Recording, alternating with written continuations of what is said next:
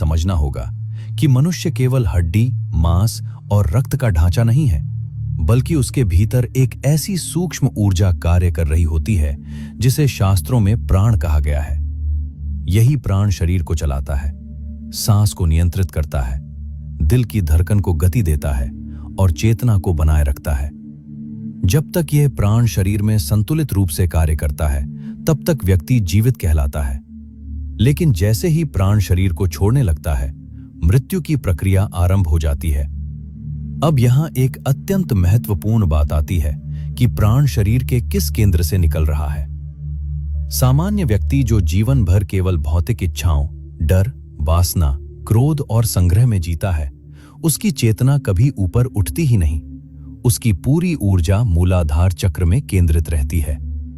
मूलाधार चक्र रीढ़ की हड्डी का सबसे निचला बिंदु है, जो गुदा और जननेंद्रिय के आसपास स्थित होता है। यही वो स्थान है जहां से भय, सुरक्षा की भावना और अस्तित्व की चिंता जुड़ी होती है।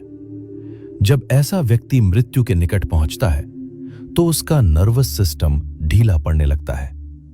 लेकिन असली कारण केवल नर्वस सिस्टम नहीं होता। असली कारण यह होता है कि जैसे ही प्राण मूलाधार से निकलता है, उस क्षेत्र का नियंत्रण समाप्त हो जाता है। गुदा और मूत्राशय पर जो ऊर्जा का दबाव बना रहता है, वो अचानक शून्य हो जाता है और परिणाम स्वरूप मल और मूत्र स्वतः निकल जाते हैं।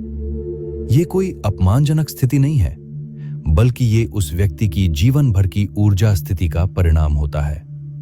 यही कारण है कि अधिकांश सामान्य लोगों की मृत्यु में यह घटना देखी जाती है, क्योंकि उनकी चेतना कभी मूलाधार से ऊपर उठी ही नहीं होती।